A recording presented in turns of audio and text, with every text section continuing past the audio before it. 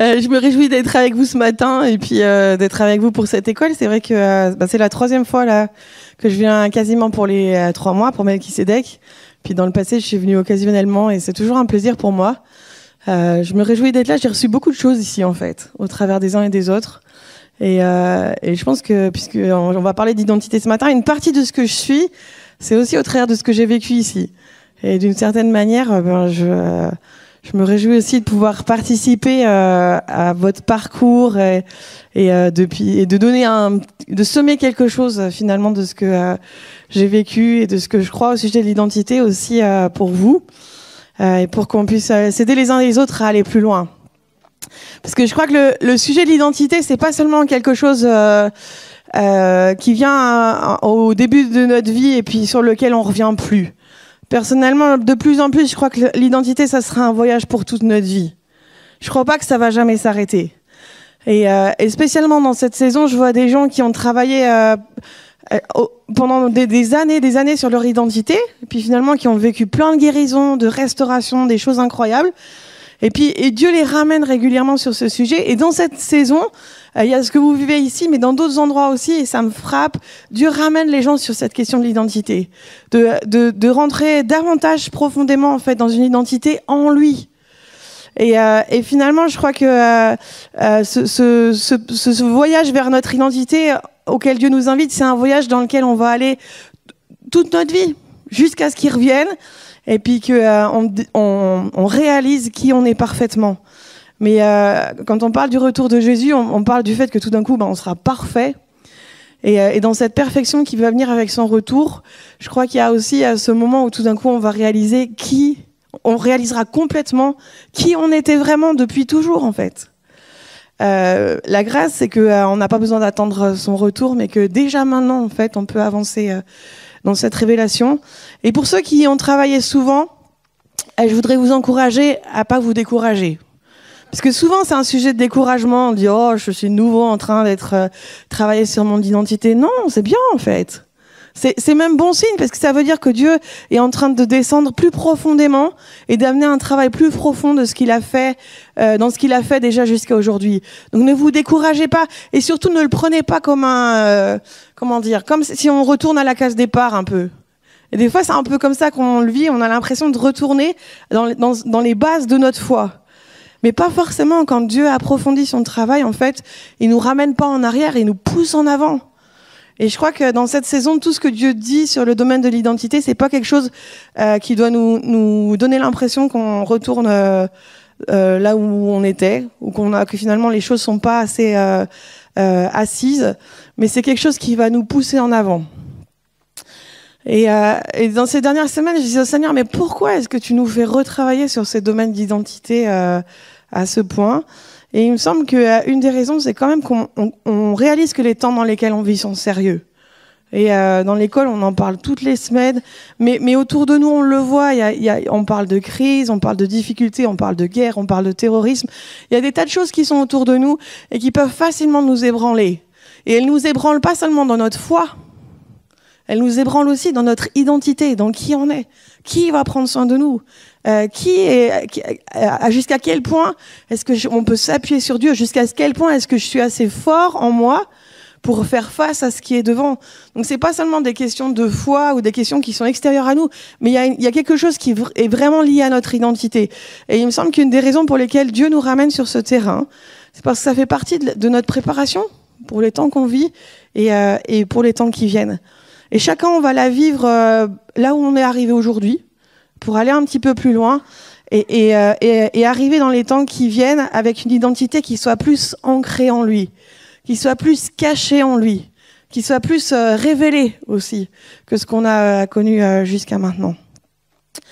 Quand on parle d'identité, en gros, on se bat à l'intérieur de nous avec 3 choses. Il y a ce qu'on est vraiment. Et Dieu nous aide là-dedans. Il nous aide à comprendre qui on est vraiment. Et Fabienne, la semaine dernière, elle parlait de ce nom nouveau que Dieu veut nous donner. Toi, Nicolas, la semaine d'avant, tu parlais de cette identité qui fait qu'on découvre notre autorité et qu'on peut utiliser ces clés que Dieu nous donne. Et il y a cette partie qui est ce qu'on est vraiment et dans laquelle Dieu nous fait avancer petit à petit et qui est notre but, en fait, dans ce travail sur l'identité. Mais il n'y a pas que ça en nous. Il y a aussi tout ce qu'on croit qu'on est aujourd'hui. Et parfois, pour avancer dans une nouvelle étape de notre identité, on a besoin de faire un peu le bilan de ce qu'on croit et de faire un peu le ménage aussi. Et je veux vous encourager aussi dans ce sens-là. Faites de la place pour quelque chose de nouveau que Dieu veut dire sur vous, en posant une fois tout ce que vous croyez au sujet de vous-même, et en faisant une lecture avec le Saint-Esprit de qu'est-ce qui est juste et puis qu'est-ce qui est pas juste. Et dans ce que je crois au sujet de moi aujourd'hui, il y a un certain nombre un certain nombre de choses où je sais que le Saint-Esprit va me dire OK, ça va, c'est vraiment quelque chose que je te montre, ça fait vraiment partie de toi, mais il y a des choses qui sont pas du tout ma réalité en fait, mais qui sont simplement quelque chose que je crois ou parce que les autres me l'ont dit ou parce que je l'ai interprété à travers les circonstances, des tas de choses qui sont nées un peu des circonstances de la vie et des événements de la vie, mais qui sont pas la vérité concernant mon identité. Et dans ce domaine-là, ça vaut la peine de faire de la place. Et ce qu'on peut faire dans un temps de culte ou dans un temps de ministère. Mais si on parle d'identité, je crois qu'il y a un travail personnel de chacun d'entre nous qui doit entrer en ligne de compte. Et où à un moment donné, on peut se poser et puis et commencer à dire OK, qu'est-ce que je vois aujourd'hui de mon identité?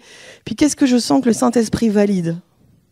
Puis ça, je peux le bénir, je peux y grandir, ça devient une force pour moi.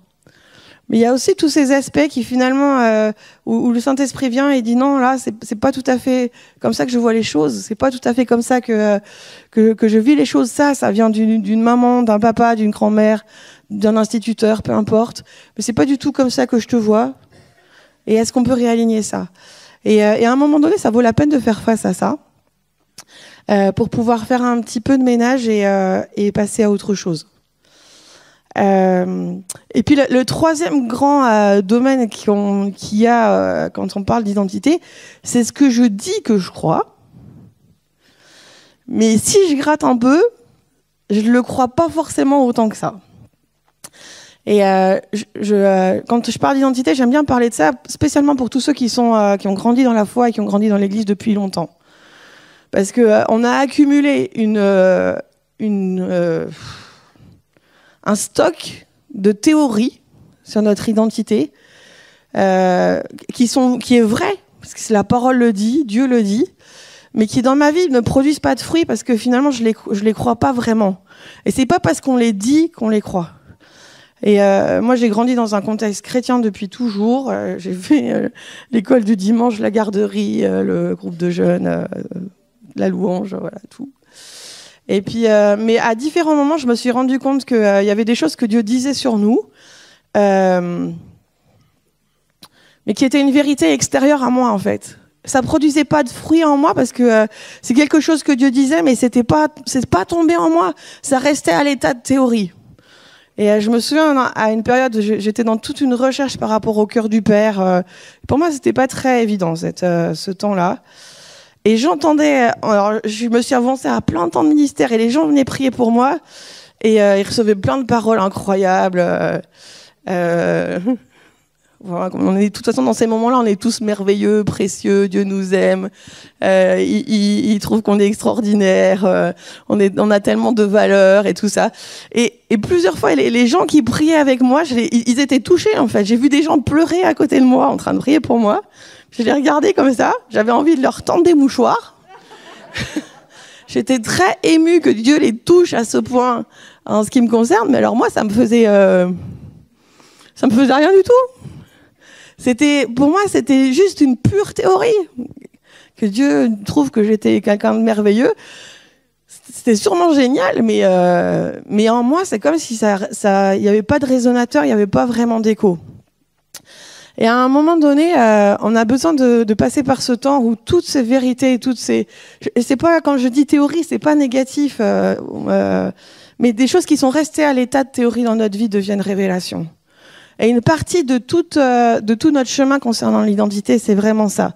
Surtout si vous êtes dans l'Église depuis des années, que vous êtes en train de retravailler sur votre identité encore une fois, certainement qu'il y a des aspects de la vérité de Dieu qui aujourd'hui doivent devenir révélations et cesser d'être juste une sorte de stock, un compte en banque de vérité qui est là en réserve, une sorte d'épargne, mais qu'on n'utilise pas finalement et qui produit pas de fruits aujourd'hui dans notre vie. Et c'est un des passages les plus difficiles, on a le plus besoin de Dieu, que toutes ces vérités deviennent réalité. Et il y a un aspect de proclamation, c'est certain, de se les approprier, de les proclamer, de les prier. Parfois, il y a aussi un travail un peu plus profond de dire mais pourquoi est-ce que cette vérité me semble si théorique ? Pourquoi est-ce que j'arrive pas à en faire une vérité personnelle en fait ? Pourquoi est-ce qu'elle me semble vraie en général, mais quand elle me touche moi finalement, elle me semble pas avoir autant de poids que ça. Et en nous, si on commence à penser à notre identité, en fait, ces choses se mélangent. Ce que je crois, ce qui est vrai, et puis ce que je dis que je crois, mais que je crois pas autant que ça. Et ce qui fait que quand on travaille sur l'identité, en fait, il y a plein de choses qui reviennent, il y a plein de choses qui remontent, et dans lesquelles on va être obligé de faire du tri. Et je crois que c'est un vrai travail. Et ce matin, j'avais envie de vous encourager dans ce travail. De pas considérer que cette identité, elle va juste nous tomber un jour du ciel dans un temps de prière. Il y a un aspect qui vient d'un temps de ministère, d'un rendez-vous avec quelqu'un, mais il y a un aspect qui vient aussi dans notre vécu avec Dieu et dans notre relation avec Dieu. Et on va trouver notre identité aussi dans notre cheminement quotidien avec le Seigneur. Qu'est-ce que Dieu dit de moi jour après jour ? Qu'est-ce qu'il dit de moi dans une situation précise ? Qu'est-ce qu'il dit de moi en face d'une difficulté ? Qu'est-ce qu'il dit de moi en face d'un événement que je maîtrise pas, que je contrôle pas? C'est dans ces moments-là que Dieu vient, puis qu'il amène une vraie révélation qui va m'amener plus loin, qui va me pousser plus loin. Adam et Ève ont eu une chance incroyable. C'est qu'ils ont fait l'expérience d'un monde sans péché, dans lequel Dieu était un miroir parfait.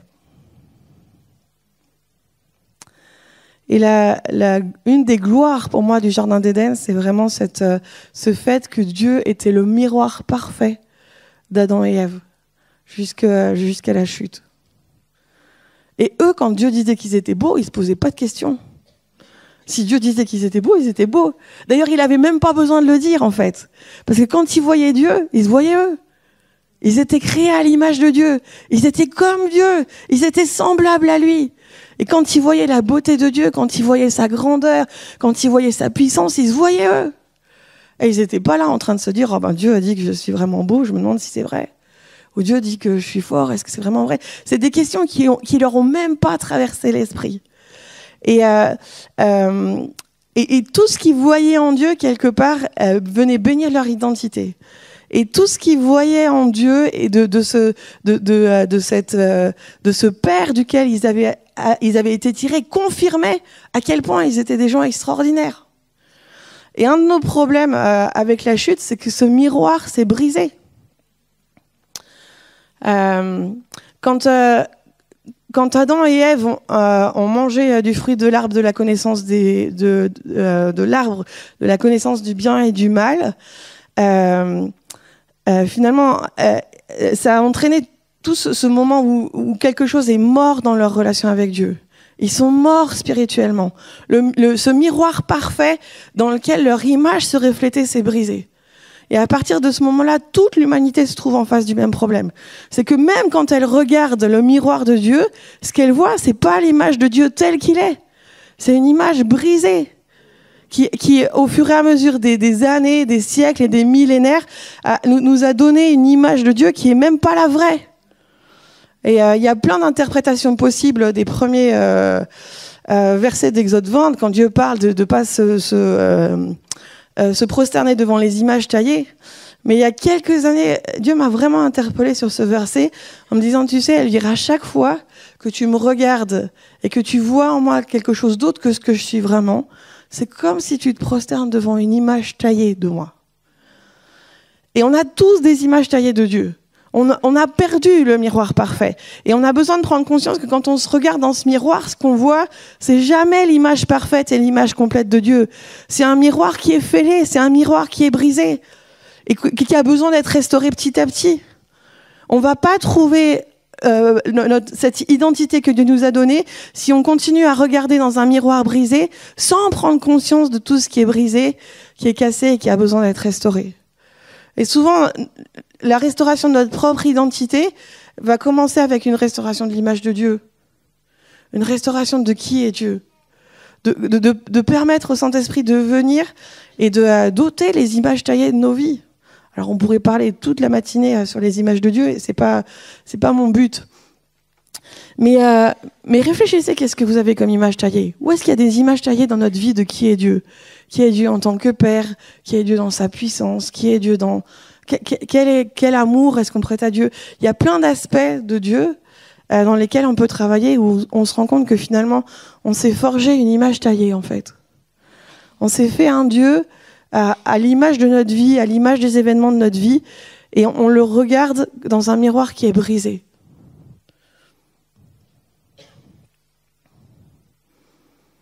Et du coup, quand je regarde ce miroir, cette image brisée de Dieu, et que j'essaye de me voir dedans, qu'est-ce que je vois? Une image qui est brisée aussi. Vous avez déjà regardé dans un miroir qui est cassé? Qu'est-ce qui se passe? Ça, c'est tout biscornu, tout décalé, tout bizarre. Et nous, en fait, pour la plupart d'entre nous, c'est ce qui se passe. C'est qu'on a l'image de Dieu est brisée, et du coup, notre image est brisée. Et on essaie de se reconnaître quelque part en Dieu, mais tout ce qu'on a, c'est cette image qui est décalée, cette image qui est pas parfaite, et dans laquelle on a de la peine et de la difficulté à se retrouver. Et du coup, on retrouve pas en nous. On sait, ça fait partie des choses qu'on croit, qu'on dit qu'on croit, mais qui ont besoin de retrouver leur poids. Qu'est-ce que ça veut dire qu'on est créé à l'image de Dieu? Quel poids est-ce que ça a dans ma vie? Il y a rien, pourtant il y a rien qui a autant de valeur. La raison pour laquelle on a de la valeur, c'est ça. C'est parce qu'on est créé à l'image de Dieu.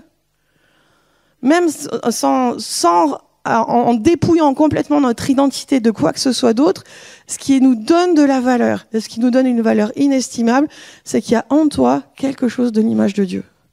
Que tu peux voir ou que tu peux ne pas voir, mais qui est là. Dis à ton voisin, tu portes en toi quelque chose de l'image de Dieu.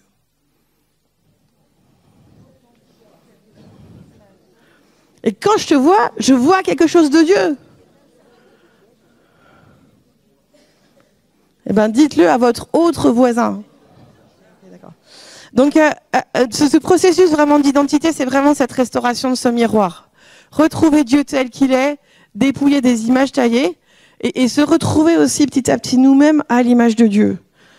Comme Adam et Ève connaissaient Dieu dans le jardin d'Éden. Et parce que ce miroir a été brisé, en fait, nous, on va chercher à retrouver notre image d'une autre manière. Si tu ne te vois pas dans ton miroir, moi, je me souviens d'avoir fait ça. Le miroir est cassé. Et du coup, je cherchais une fenêtre ou une porte vitrée ou un truc où tu peux voir et voir un peu la tête que tu as si tu n'es pas en train d'arriver là où tu vas avec la tête en travers. Et nous, en fait, dans notre identité, on fait un peu la même chose. Si le miroir qu'on a est brisé et qu'on l'a perdu, ben finalement, on va chercher notre reflet, on va chercher notre image dans autre chose. Et le plus souvent, cette autre chose dans laquelle on trouve notre image, c'est les autres. Mais la chute, c'est pas seulement la relation entre l'homme et nous, entre Dieu et nous qui est brisée, mais aussi c'est la relation entre les personnes. Ce qui fait que quand je cherche à voir qui je suis au travers des autres, ben finalement, ils vont refléter ce qu'ils pensent de moi. Ils vont refléter ce qu'ils voient de moi. Ils vont refléter aussi leur jugement sur moi. Ils vont refléter leurs attentes sur moi. Ils reflètent tout un tas de choses, mais qui sont pas vraiment mon identité non plus, mais qui déterminent qui je crois que je vais être. Et du coup, en fait, je grandis et j'avance avec une certaine idée de qui je suis, qui est plus du tout cette identité que Dieu m'avait donnée, mais qui est plutôt ce que finalement les autres construisent petit à petit de qui je suis et l'image que les autres m'ont donnée, en fait. Et cette image, elle est toujours brisée. Et elle est toujours partielle. Elle est jamais parfaite. Elle est jamais entière. Il y a toujours que des petits morceaux. Et puis parfois des morceaux qui sont eux-mêmes brisés. Et du coup, au milieu de tout ça, au lieu que les autres nous aident à retrouver vraiment qui on est, En fait, souvent, les images qu'on a eues ajoutent une part de vérité. On peut être baigné par le miroir que les autres nous renvoient, mais on est aussi agressé et on est aussi impacté par toutes les choses difficiles, les choses négatives, les choses confuses en fait que les autres nous renvoient. Et on appelle ça le miroir social. Et ce miroir social, souvent, c'est ce qui détermine ce que je crois que je suis. Et plus les gens à qui je regarde en fait ont d'autorité dans ma vie et sont importants à mes yeux, plus ils déterminent quelle est mon identité. Et quand on est petit, c'est souvent nos parents ou nos grands-parents, mais par la suite, ça peut être plein d'autres personnes, ça peut être des gens en responsabilité. On parle souvent des figures d'autorité. Alors oui, c'est vrai, ça peut être des leaders, ça peut être des profs, ça peut être des pasteurs. Mais dans notre génération, c'est déjà un peu différent. Parce que les gens qui font autorité dans notre vie, c'est plus seulement ceux-là. Et dans les plus jeunes, c'est comme si ça s'aggrave. Mais aujourd'hui, les gens qui ont le plus d'autorité dans la vie des jeunes, c'est pas leurs parents, c'est pas les profs et tout ça, c'est leurs copains d'à côté. C'est les jeunes qui sont en face d'eux, c'est les jeunes avec qui ils grandissent. C'est ceux avec qui tu crées des amitiés. C'est tes potes. Et du coup, si tu cherches, quand tu cherches à te retrouver, à savoir qui tu es, et si tu es aimé, si tu es apprécié, et quelle est ta valeur dans le regard des autres, tu vas chercher comment est-ce que les autres t'apprécient. Comment tes amis, ou les gens que tu fréquentes, ou les gens avec qui tu as envie d'avoir des relations, en fait, te regardent. Et ça, c'est une des plaies de notre génération. Parce que ça nous conduit à faire des choix et à faire des choses qu'on n'aurait jamais faites. Ça nous conduit à dire des trucs qu'on n'aurait jamais dit. Mais parce qu'on a besoin d'être apprécié par eux, parce qu'on a envie de se retrouver et de pouvoir s'identifier à eux, alors on est prêt à le faire. Et ce miroir que représentent aujourd'hui un peu nos pairs PAIRS, les gens qui sont un peu notre environnement immédiat, c'est vraiment dramatique.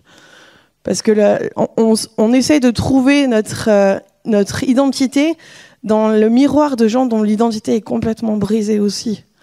Et puis on se laisse entraîner les uns les autres dans une identité qui a des années-lumière de ce qu'on voulait. Et surtout, c'est ça qui m'impressionne, c'est en travaillant avec les adolescents, je vois des ados faire des choix et s'engager dans des trucs qu'ils veulent pas en fait. Je leur dis mais tu voulais faire ça ? Non. Tu le penses vraiment ? Non. Pourquoi tu l'as fait ? Si, ils l'ont fait en plus. Je sais pas. Souvent ils disent je sais pas. Mais si on creuse un peu en fait, leur réponse c'est de dire je voulais être avec eux. Et en fait, leur identité devient leur appartenance. Il y a tellement de solitude à l'intérieur. Et il y a tellement d'isolement qu'en fait, ils n'existent qu'au travers de ceux avec qui ils vont être. Mais ça, c'est pas que les jeunes. Au cas où. C'est un peu nous tous quand même. Parce que notre identité, elle est beaucoup liée aussi à notre appartenance. Avec qui est-ce que je me retrouve ? Avec qui est-ce que je suis bien ? Quels sont les groupes dans lesquels j'aime être ? Quels sont les groupes dans lesquels j'ai envie d'être accepté ? Et à cause de ce miroir brisé, on est tous en déficit d'acceptation. On est tous en déficit de valeur et en déficit d'appartenance. Et du coup, si notre identité n'est pas solide, en fait, on remplace quelque part notre besoin d'identité par une appartenance forte.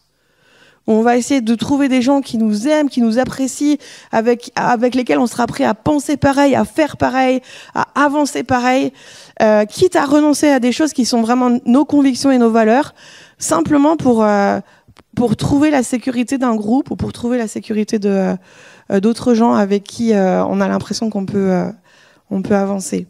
Et dans toutes ces choses, finalement, on perd notre identité. Alors il y en a qui font le chemin inverse, c'est-à-dire que eux, ils vont pas chercher d'appartenance, ils vont se replier sur eux-mêmes, ils vont s'isoler complètement, et ils vont se mettre à part de tout, et finalement vivre avec cette image brisée à l'intérieur d'eux-mêmes, sans plus chercher à se refléter dans quoi que ce soit, et finalement avec simplement une mauvaise image de qui ils sont, et avec laquelle ils choisissent de vivre. Mais dans la plupart des cas, quelque chose en nous nous pousse à nous retrouver dans quelqu'un et à chercher quelque part un miroir de quelqu'un qui va nous renvoyer qui on est. Nous, on a la chance d'avoir été rachetés. Et au travers du rachat que Jésus nous offre, en fait, il restaure le miroir. Il restaure le miroir de notre relation avec Dieu. Il restaure le miroir de qui il est. Et il restaure le miroir du coup, il restaure notre image à l'intérieur du miroir aussi. On peut commencer à se voir vraiment tel qu'on est à l'intérieur. À condition de rétablir aussi un certain ordre dans notre vie.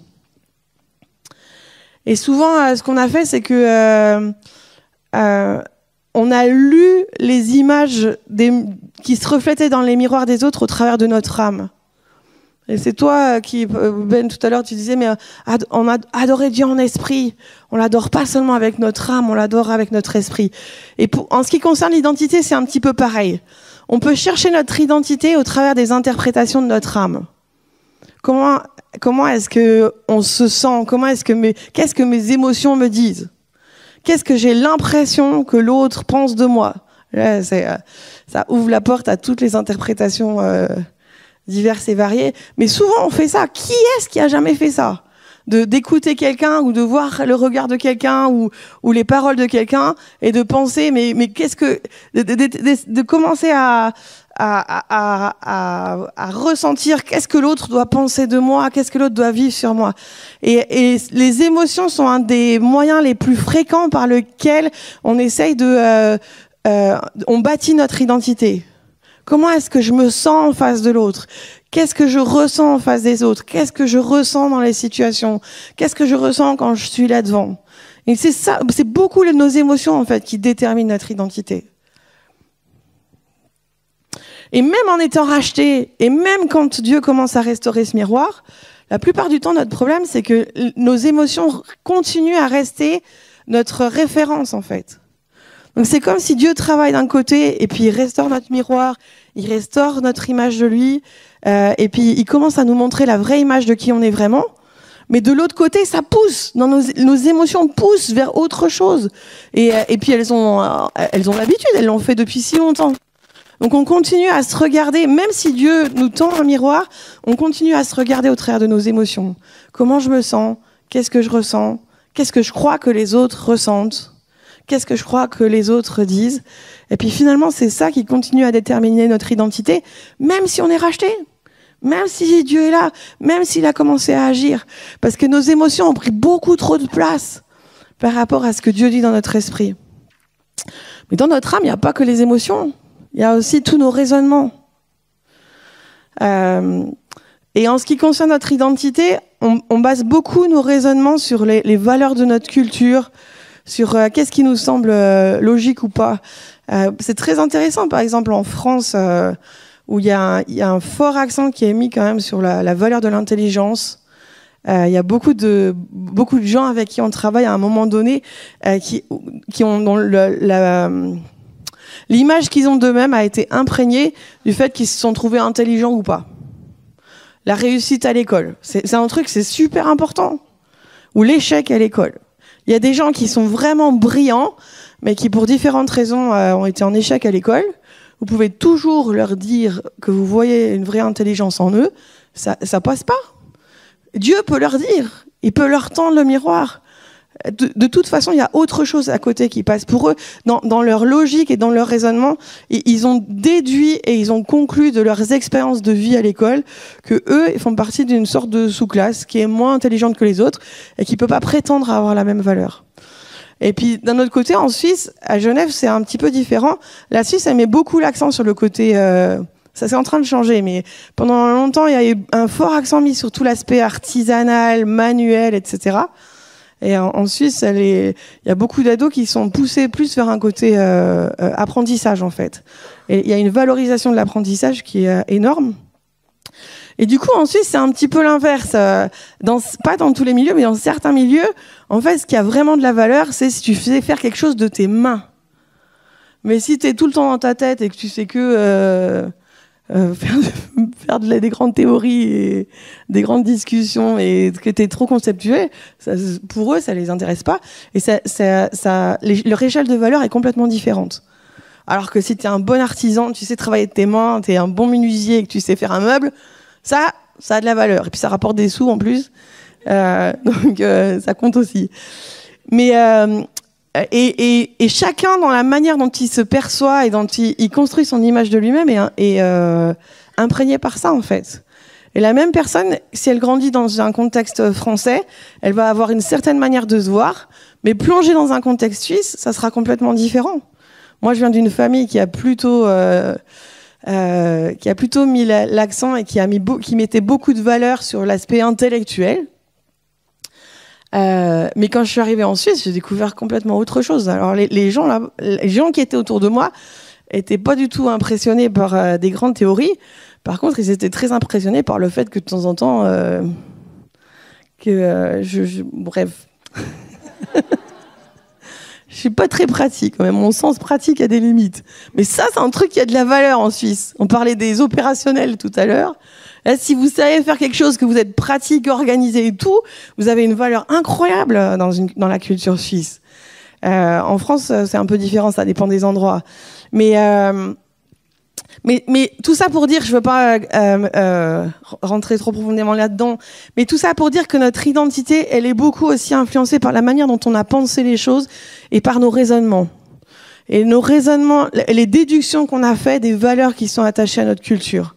Et là, c'est pareil. Vous pouvez être chrétien, engagé, vivre avec Dieu, et Dieu vous tend un miroir de qui il est, il tend un miroir de l'image qui vous donne de lui. Mais si vous continuez à raisonner à partir de l'échelle de valeur que votre culture vous a proposée, c'est la guerre à l'intérieur.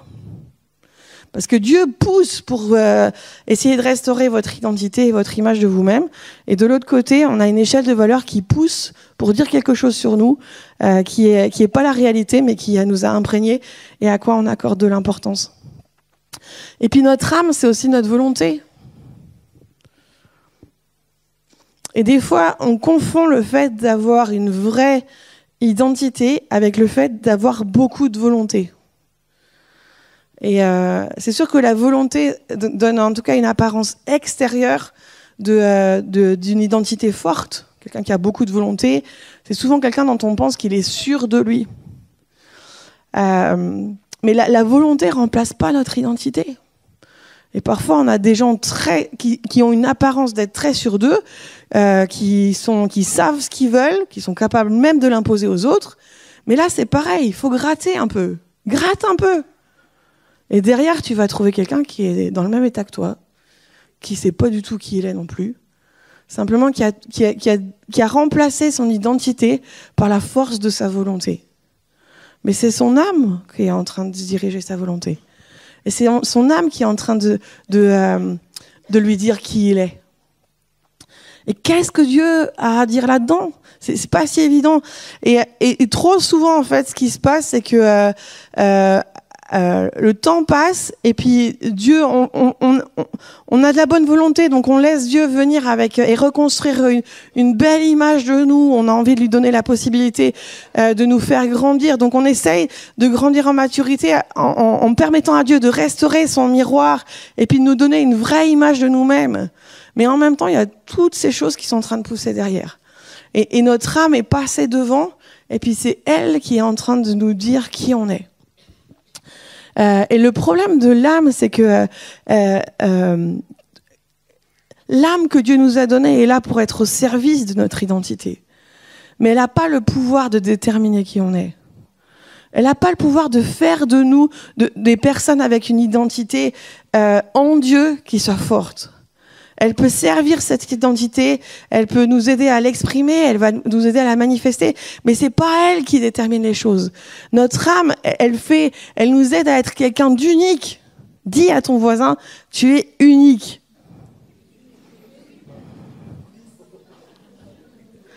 Et c'est aussi notre âme qui fait ça, qu'on est quelqu'un d'unique. Il n'y en a pas un autre comme nous. Il n'y a pas quelqu'un d'autre qui nous ressemble dans notre manière de ressentir les choses, de penser les choses, de vivre les choses. Mais chacun d'entre nous, on est unique. Et Dieu utilise notre âme pour ça. Il nous l'a donnée. Donc on va pas la jeter, au contraire. On va aider à ce qu'elle trouve la guérison, qu'elle soit restaurée et puis qu'elle reprenne sa place. Parce qu'on veut que cette identité unique que Dieu nous a donnée puisse sortir. On veut pas juste ressembler aux voisins, on veut pas juste ressembler à quelqu'un qui est devenu un peu notre idole et un peu un modèle de à quoi on veut arriver. Non, on veut que ce que Dieu nous a donné d'unique soit révélé et participe à ce que Dieu veut faire en fait. Donc on va aller chercher cette identité unique et on va chercher à ce que Dieu guérisse notre âme. Mais pour être guérie, elle peut pas décider.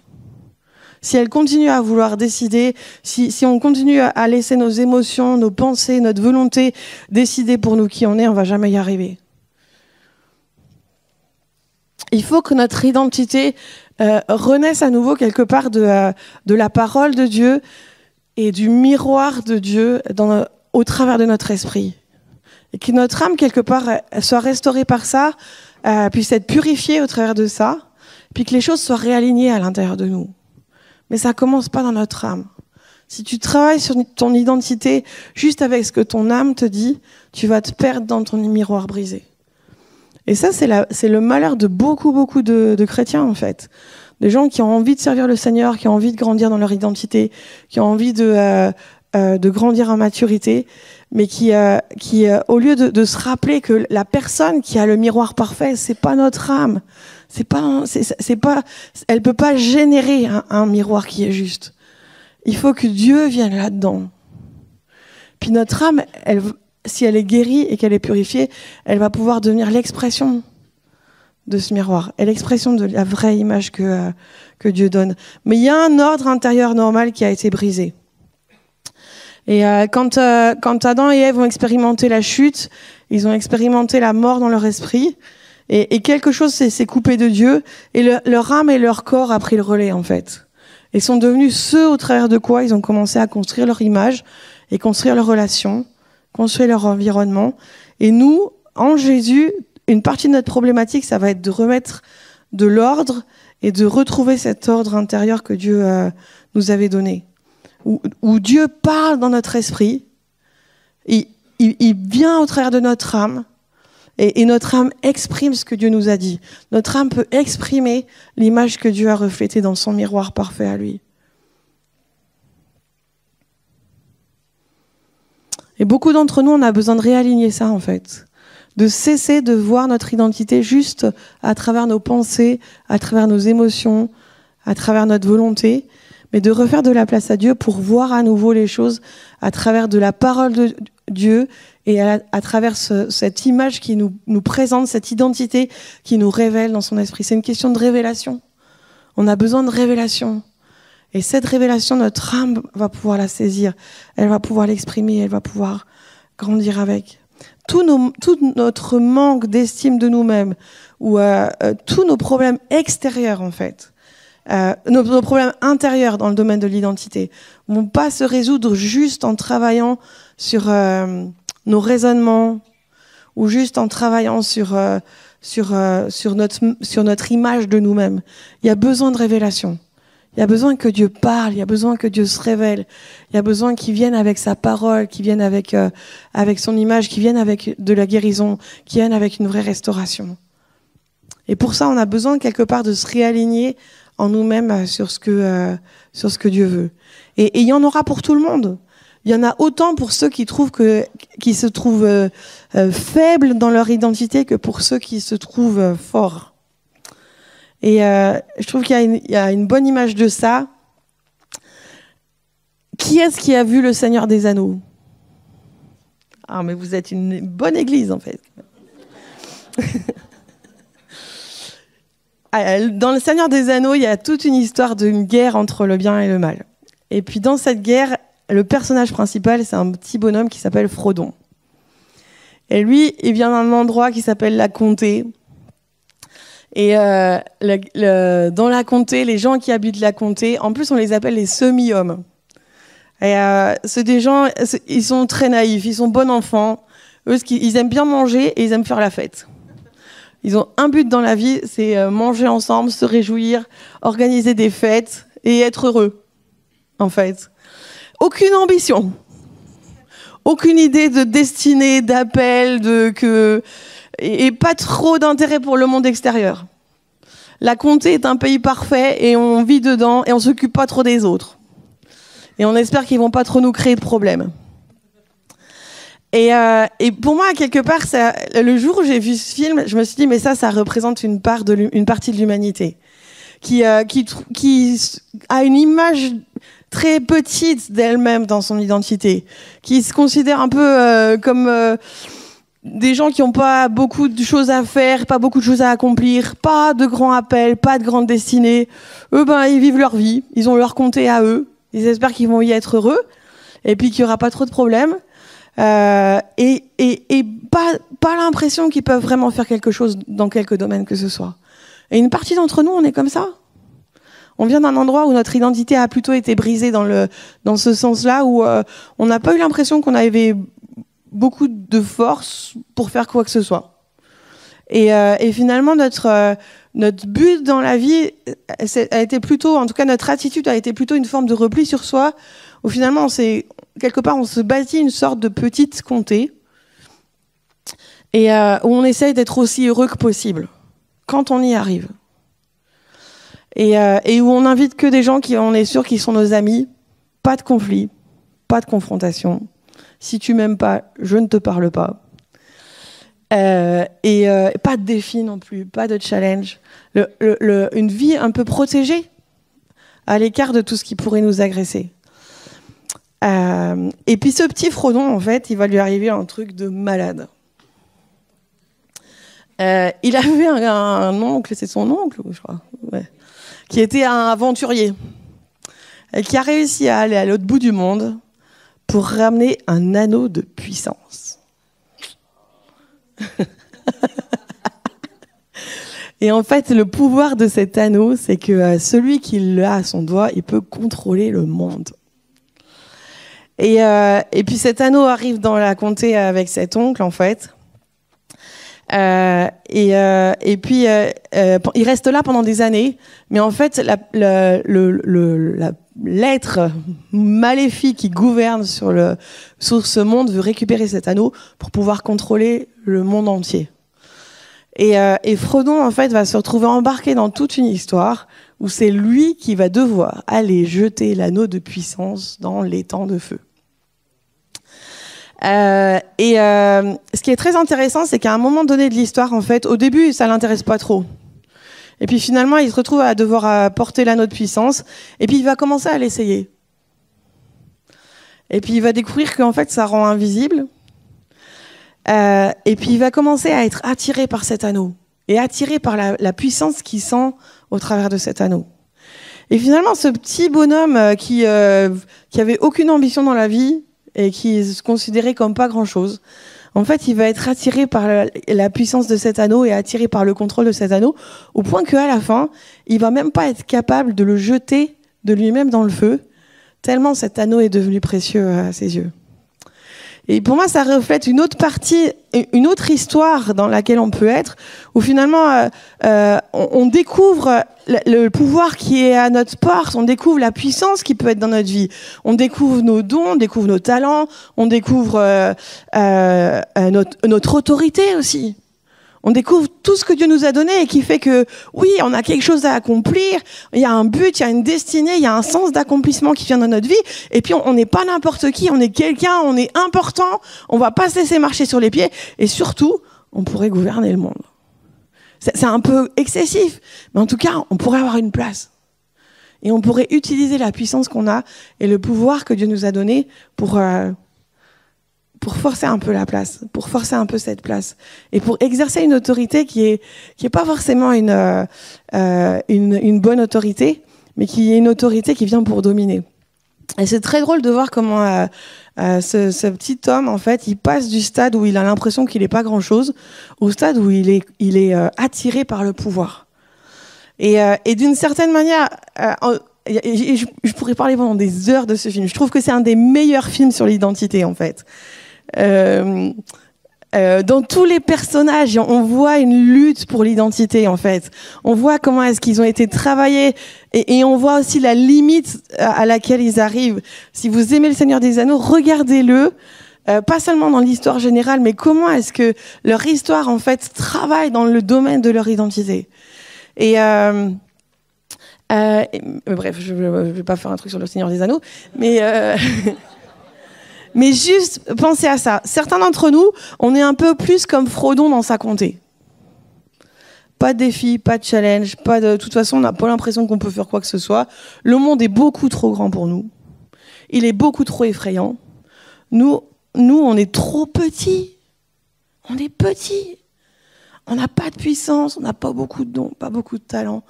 On va juste essayer de ne pas créer trop de problèmes. Et puis s'il y a des problèmes, de toute façon, c'est sûrement de notre faute. Donc, Et puis une autre partie d'entre nous, on a avancé dans notre processus et puis on est arrivé à l'endroit où finalement, on découvre ce qu'il y a de bien et ce qu'il y a de puissant à l'intérieur de nous. Mais à un moment donné, ça peut devenir notre identité en soi. Et au lieu que notre identité reste fixée en Dieu et puis qu'on grandisse à la lumière de l'image qui se reflète dans ce miroir que Dieu nous donne, en fait, notre miroir va devenir ce pouvoir. Notre miroir devient notre performance. Notre miroir devient nos capacités. Notre miroir devient notre réussite. Et notre identité n'est pas en Dieu. Elle est dans notre réussite, dans notre performance, dans notre place, dans le pouvoir que Dieu nous a accordé. Et finalement, ni les uns, ni les autres, on est vraiment établis dans ce que Dieu veut nous donner. Et je veux finir en lisant un verset qui se trouve dans Philippiens 3, et qui est une interpellation de Paul par rapport à qui il est. Et je vais lire dans Philippiens 3, à partir du verset 4. Et où Paul parle du fait que de ce combat qu'il y a entre faire de Christ notre identité ou mettre notre confiance dans la chair. Pour Frodon, la chair, c'est l'infériorité, c'est le fait de se sentir petit et incapable. Et au moment où il prend l'anneau et où il commence à être attiré par le pouvoir, ou pour ceux qui mettent leur identité dans la performance, la chair, ça devient ce fait de mettre, c'est l'idolâtrie de la performance. La chair, c'est l'idolâtrie de la force, l'idolâtrie de la puissance et le désir du contrôle. La chair, il y en a chez tout le monde. Je veux dire ça, je voudrais que ça soit clair pour nous tous. C'est pas, les uns sont pas dans l'esprit et les autres dans la chair.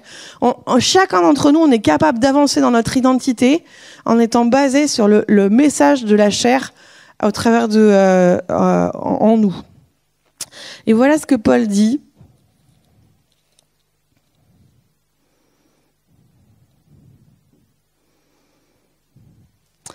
Moi aussi, cependant, j'aurais sujet de mettre ma confiance en la chair.